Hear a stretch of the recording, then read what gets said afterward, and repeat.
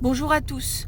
Nous sommes ici en Normandie, il y a eu la grosse tempête et donc je suis dans la voiture parce qu'on essaie de trouver un endroit où on peut avoir de l'électricité pour pouvoir continuer à aider la mobilisation et le mouvement. Donc j'ai vraiment besoin de vous, j'ai besoin que vous partagiez cette vidéo s'il vous plaît. Elle s'adresse aux forces de l'ordre et notamment aux forces de l'ordre qui ont décidé de se mettre en arrêt maladie. Donc j'ai vu des articles et des informations notamment venant de LCI qui expliquait qu'à peu près 25% des forces de l'ordre en fonction des, enfin, dans certains endroits se sont mis en maladie, c'est du jamais vu. J'irai bien sûr revérifier les sources. Pour l'instant, ce sont des sources hautes, donc du coup qui circulent avec des logos, etc. Mais il faudra quand même aller bien vérifier. Mais franchement, vu les endroits d'où ça vient, ça m'étonnerait que ce soit fake. Donc je voulais vraiment vous remercier les gars, tous ceux qui ont fait ça, je vous remercie énormément. J'ai aussi eu par mes collègues qui ne sont plus d'actives mais qui ont encore des collègues d'actives, des informations comme quoi les deux mouvements principaux dans les forces de l'ordre, celui qui est censé s'occuper de la gestion des mobilisations et celui qui est censé s'occuper de la gestion courante. Donc je ne me rappelle plus les acronymes, c'est comme d'hab, c'est des lettres et compagnie, donc ça ne me revient pas.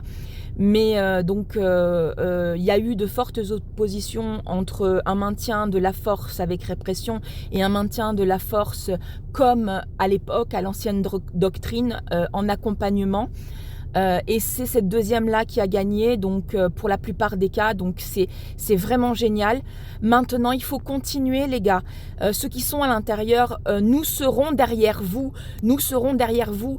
Le leader principal du mouvement a bien précisé sur les plateaux que oui, il y avait bien 7 gendarmes en Ariège qui avaient décidé de baisser leurs armes et qu'ils ont été mis à pied.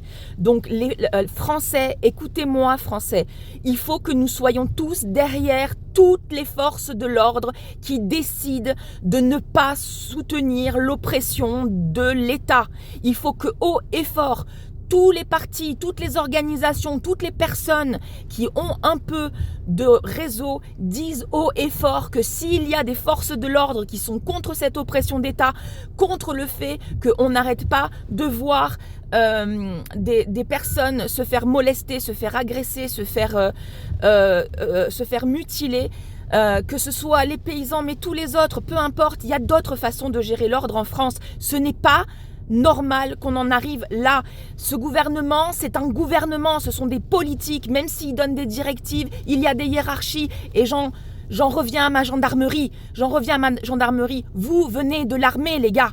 D'accord, vous avez le devoir de nous protéger. Alors faites ce qu'il y a à faire et essayez d'imposer les choses auprès de la police. Parce que la police ne vient pas du même background. D'accord? Et nous avons tous eu des problèmes, que ce soit la gendarmerie et la police dans le recrutement. On sait bien, on a beaucoup manqué d'argent.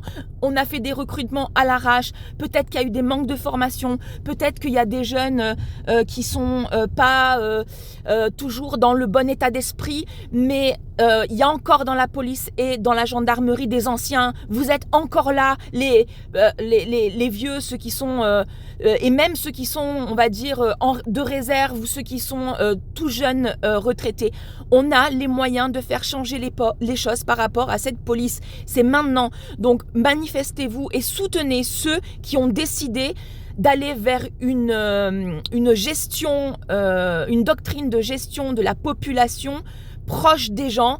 Dénoncer les gardes à vue pour des mobilisations qui sont des mobilisations pacifiques et constitutionnel, d'accord, c'est constitutionnel, ils ont le droit constitutionnel de manifester et de faire de la désobéissance civile quand ils considèrent qu'on est dans une situation qui est contre l'intérêt public. C'est notre constitution, c'est le préambule de la constitution de 46 ou de 48 et c'est la déclaration la déclaration des droits de l'homme et du citoyen française des droits de l'homme et du citoyen qui est citée en préambule de notre 5e constitution et qui nous donne à tous le droit de nous opposer.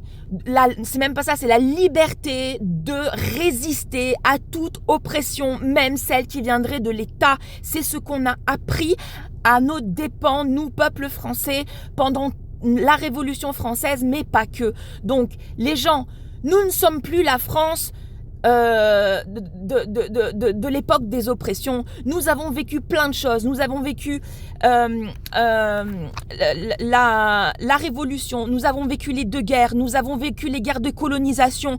Nous avons compris ce qui était bien ou pas pour le monde et pour les Français.